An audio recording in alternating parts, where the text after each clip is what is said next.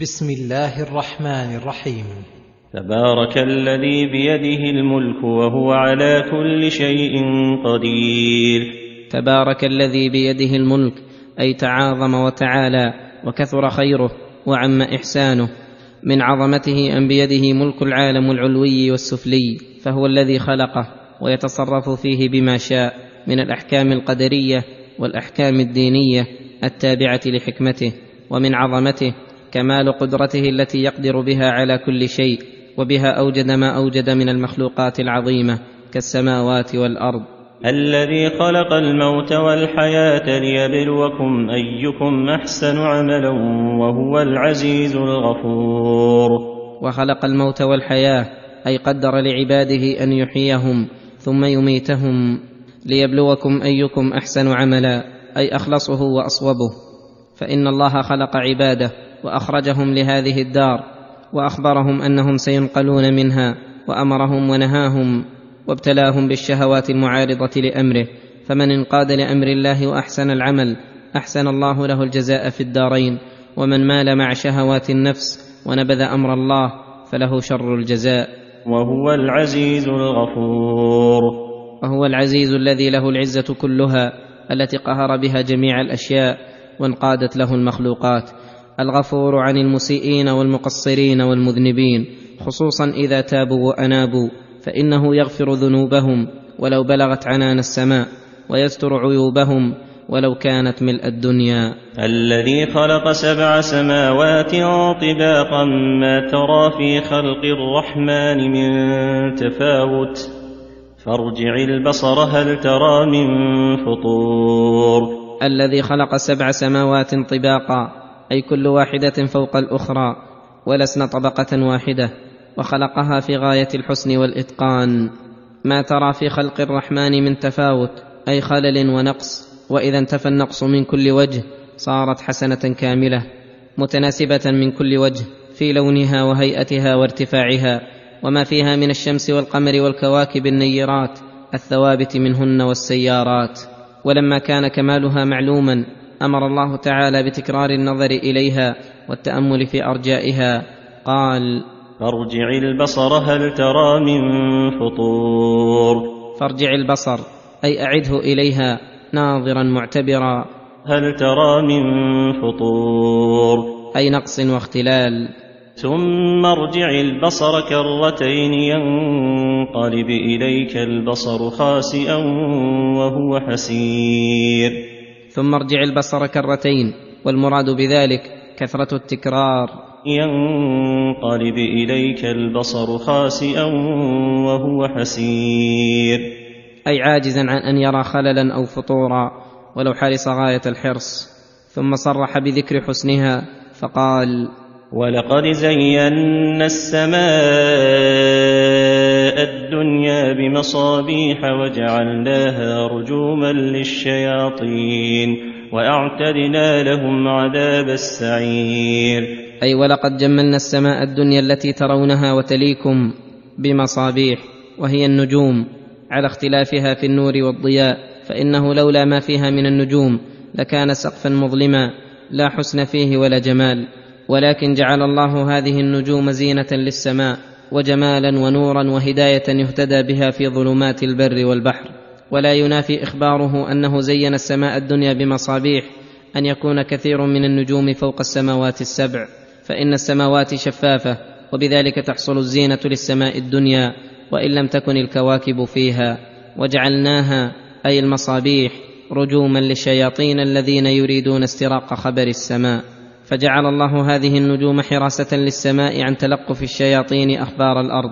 فهذه الشهب التي ترمى من النجوم أعدها الله في الدنيا للشياطين. وأعتدنا لهم عذاب السعير.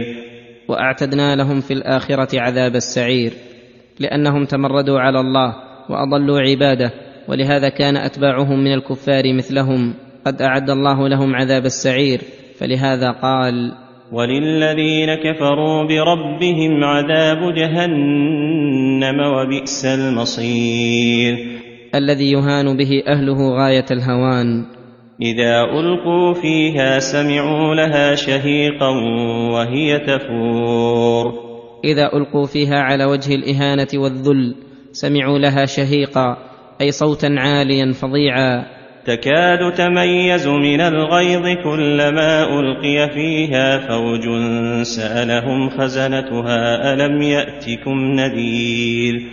تكاد تميز من الغيظ، أي تكاد على اجتماعها أن يفارق بعضها بعضا وتتقطع من شدة غيظها على الكفار، فما ظنك ما تفعل بهم إذا حصلوا فيها.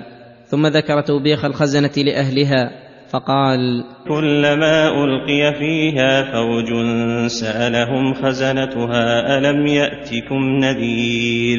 أي حالكم هذا واستحقاقكم النار كأنكم لم تخبروا عنها ولم تحذركم النذر منها.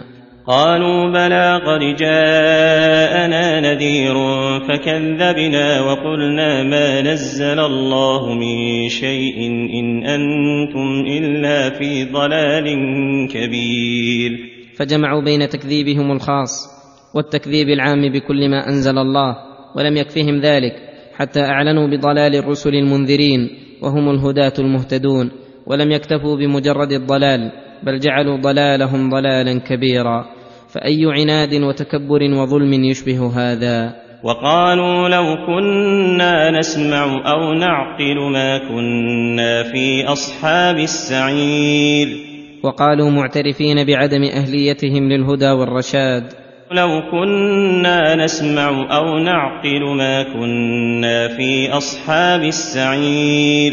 فنفوا عن أنفسهم طرق الهدى، وهي السمع لما أنزل الله وجاءت به الرسل، والعقل الذي ينفع صاحبه ويوقفه على حقائق الأشياء وإيثار الخير والانزجار عن كل ما عاقبته ذميمة، فلا سمع لهم ولا عقل. وهذا بخلاف أهل اليقين والعرفان وأرباب الصدق والإيمان، فإنهم أيدوا إيمانهم بالأدلة السمعية، فسمعوا ما جاء من عند الله وجاء به رسول الله علما ومعرفة وعملا. والأدلة العقلية المعرفة للهدى من الضلال والحسن من القبيح والخير من الشر، وهم في الإيمان بحسب ما من الله به عليهم من الاقتداء بالمعقول والمنقول. فسبحان من يختص بفضله من يشاء ويمن على من يشاء من عباده ويخذل من لا يصلح للخير. قال تعالى عن هؤلاء الداخلين للنار المعترفين بظلمهم وعنادهم: فاعترفوا بذنبهم فسحقا لأصحاب السعير. أي بعدا لهم وخسارة وشقاء، فما أشقاهم وأرداهم حيث فاتهم ثواب الله وكانوا ملازمين للسعير التي تستعر في أبدانهم وتطلع على أفئدتهم. إن الذين يخشون ربهم بالغيب لهم مغفرة وأجر كبير. لما ذكر حالة الأشقياء الفجار ذكر حالة السعداء الأبرار فقال: إن الذين يخشون ربهم بالغيب، أي في جميع أحوالهم، حتى في الحالة التي لا يطلع عليهم فيها إلا الله، فلا يقدمون على معاصيه ولا يقصرون فيما أمر به، لهم مغفرة لذنوبهم، وإذا غفر الله ذنوبهم وقاهم شرها ووقاهم عذاب الجحيم. ولهم أجر كبير وهو ما أعد الله لهم في الجنة من النعيم المقيم والملك الكبير واللذات المتواصلات والمشتهيات والقصور والمنازل العاليات والحور الحسان والخدم والولدان. وأعظم من ذلك وأكبر رضا الرحمن الذي يحله الله على أهل الجنان. وأسروا قولكم أو اجهروا به إنه عليم بذات الصدور. هذا إخبار من الله بسعة علمه وشمول لطفه، فقال: وأسروا قولكم أو اجهروا به، أي كلها سواء لديه لا يخفى عليه منها خافية. إنه عليم بذات الصدور، أي بما فيها من النيات والإرادات، فكيف بالأقوال والأفعال التي تسمع وترى. ثم قال مستدلا بدليل عقلي على علمه: ألا يعلم من خلق وهو اللطيف الخبير. ألا يعلم من خلق، فمن خلق الخلق وأتقنه وأحسنه كيف لا يعلمه؟ وهو اللطيف الخبير، الذي لطف علمه وخبره حتى أدرك السرائر والضمائر والخبايا والخفايا والغيوب، وهو الذي يعلم السر وأخفى.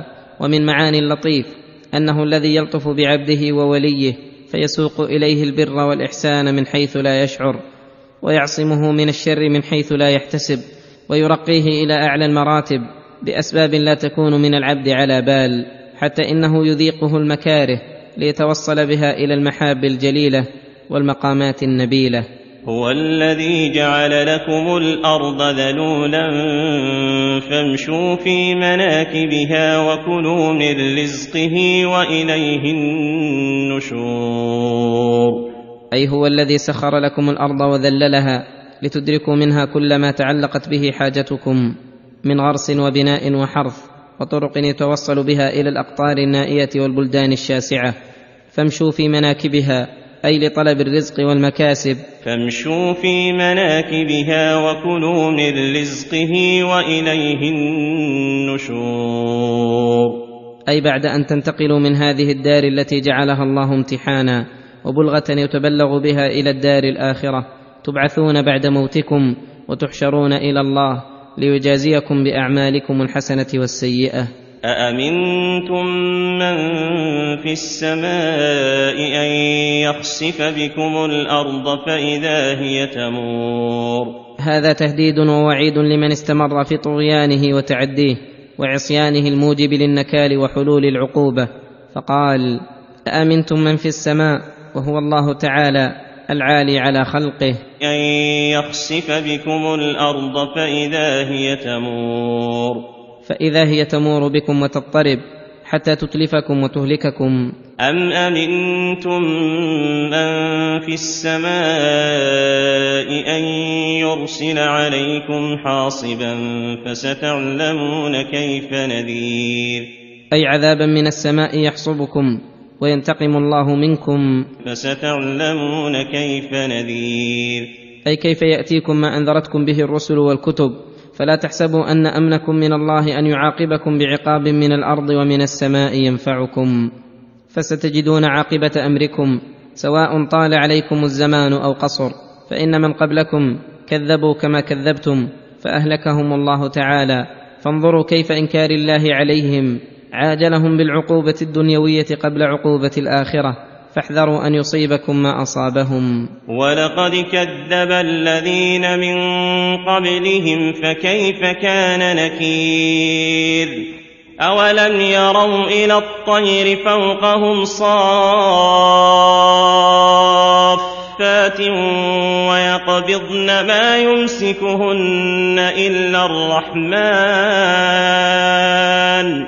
إنه بكل شيء بصير. وهذا عتاب وحث على النظر إلى حالة الطير التي سخرها الله، وسخر لها الجو والهواء، تصف فيه أجنحتها للطيران وتقبضها للوقوع، فتظل سابحة في الجو مترددة فيه بحسب إرادتها وحاجتها.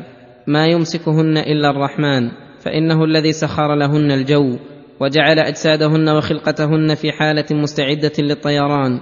فمن نظر في حالة الطير واعتبر فيها دلته على قدرة الباري وعنايته الربانية، وأنه الواحد الأحد الذي لا تنبغي العبادة إلا له، إنه بكل شيء بصير. فهو المدبر لعباده بما يليق بهم وتقتضيه حكمته. أمن هذا الذي هو جند لكم ينصركم من دون الرحمن إن الكافرون إلا في غرور.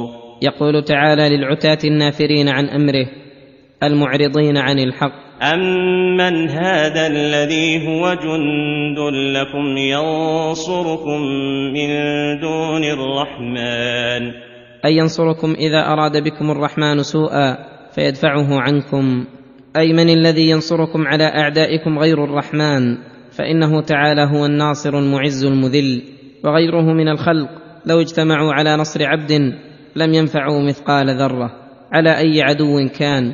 فاستمرار الكافرين على كفرهم بعد أن علموا أنه لا ينصرهم أحد من دون الرحمن غرور وسفه. أمن هذا الذي يرزقكم إن أمسك رزقه بل لجوا في عتو ونفور. أي الرزق كله من الله، فلو أمسك عنكم رزقه فمن الذي يرسله لكم؟ فإن الخلق لا يقدرون على رزق أنفسهم، فكيف بغيرهم؟ فالرازق المنعم الذي لا يصيب العباد نعمة إلا منه هو الذي يستحق أن يفرد بالعبادة. ولكن الكافرون لجوا، أي استمروا في عتو، أي قسوة وعدم لين للحق، ونفور، أي شرود عن الحق. أفمن يمشي مكبا على وجهه أهدى أمن يمشي سويا على صراط مستقيم. أي الرجلين أهدى؟ من كان تائها في الضلال غارقا في الكفر قد انتكس قلبه فصار الحق عنده باطلا والباطل حقا، ومن كان عالما بالحق مؤثرا له عاملا به يمشي على الصراط المستقيم في أقواله وأعماله وجميع أحواله. فبمجرد النظر إلى حال هذين الرجلين يعلم الفرق بينهما والمهتدي من الضال منهما، والأحوال أكبر شاهد من الأقوال. قل هو الذي أنشأكم وجعل لكم السمع والأبصار والأفئدة قليلا ما تشكرون. يقول تعالى مبينا أنه المعبود وحده وداعيا عباده إلى شكره وإفراده بالعبادة. قل هو الذي أنشأكم، أي أوجدكم من العدم من غير معاون ولا مظاهر، ولما أنشأكم كمل لكم الوجود بالسمع والأبصار والأفئدة التي هي أنفع أعضاء البدن وأكمل القوى الجسمانية، ولكنه مع هذا الإنعام قليلا ما تشكرون. قليلا ما تشكرون الله، قليل منكم الشاكر وقليل منكم الشكر. قل هو الذي ذرأكم في الأرض وإليه تحشرون. أي بثكم في أقطارها وأسكنكم في أرجائها وأمركم ونهاكم وأسدى عليكم من النعم ما به تنتفعون، ثم بعد ذلك يحشركم ليوم القيامة. ولكن هذا الوعد بالجزاء ينكره هؤلاء المعاندون ويقولون تكذيبا، ويقولون متى هذا الوعد إن كنتم صادقين. جعلوا علامة صدقهم أن يخبروا بوقت مجيئه، وهذا ظلم وعناد. قل إنما العلم عند الله وإنما أنا نذير مبين. فإنما العلم عند الله لا عند أحد من الخلق، ولا ملازمة بين صدق هذا الخبر وبين الإخبار بوقته، فإن الصدق يعرف بأدلته، وقد أقام الله من الأدلة والبراهين على صحته ما لا يبقى معه أدنى شك لمن ألقى السمع وهو شهيد. فلما رأوه زلفة سيئت وجوه الذين كفروا وقيل هذا الذي كنتم به تدعون. يعني أن محل تكذيب الكفار وغرورهم به حين كانوا في الدنيا، فإذا كان يوم الجزاء ورأوا العذاب منهم زلفة أي قريبا ساءهم ذلك وأفظعهم وقلقل أفئدتهم، فتغيرت لذلك وجوههم ووبخوا على تكذيبهم، وقيل لهم هذا الذي كنتم به تكذبون، فاليوم رأيتموه عيانا وانجلى لكم الأمر وتقطعت بكم الأسباب ولم يبق إلا مباشرة العذاب. قل أرأيتم إن أهلكني الله ومن معي أو رحمنا فمن يجير الكافرين من عذاب أليم. ولما كان المكذبون للرسول صلى الله عليه وسلم الذين يردون دعوته ينتظرون هلاكه ويتربصون به ريب المنون، أمره الله أن يقول لهم أنتم وإن حصلت لكم أمانيكم وأهلكني الله ومن معي فليس ذلك بنافع لكم شيئا، لأنكم كفرتم بآيات الله واستحقيتم العذاب، فمن يجيركم من عذاب أليم قد تحتم وقوعه بكم. فإذن تعبكم وحرصكم على هلاكي غير مفيد ولا مجد عنكم شيئا. قل هو الرحمن آمنا به وعليه توكلنا فستعلمون من هو في ضلال مبين. ومن قولهم إنهم على هدى والرسول على ضلال أعادوا في ذلك وأبدوا وجادلوا عليه وقاتلوا، فأمر الله نبيه أن يخبر عن حاله وحال أتباعه ما به يتبين لكل احد هداهم وتقواهم، وهو ان يقولوا آمنا به وعليه توكلنا. والايمان يشمل التصديق الباطن والاعمال الباطنه والظاهره. ولما كانت الاعمال وجودها وكمالها متوقفه على التوكل، خص الله التوكل من بين سائر الاعمال، والا فهو داخل في الايمان ومن جمله لوازمه، كما قال تعالى: وعلى الله فتوكلوا ان كنتم مؤمنين. فاذا كانت هذه حال الرسول وحال من اتبعه، وهي الحال التي تتعين للفلاح وتتوقف عليها السعاده، وحال اعدائه بضدها، فلا ايمان لهم ولا توكل. علم بذلك من هو على هدى ومن هو في ضلال مبين. ثم اخبر عن انفراده بالنعم، خصوصا بالماء الذي جعل الله منه كل شيء حي، فقال: قل أرأيتم إن أصبح ماؤكم غورا فمن يأتيكم بماء معين. قل أرأيتم إن أصبح ماؤكم غورا أي غائرا، فمن يأتيكم بماء معين. فمن يأتيكم بماء معين تشربون منه وتسقون أنعامكم وأشجاركم وزروعكم. وهذا استفهام بمعنى النفي، أي لا يقدر أحد على ذلك غير الله تعالى.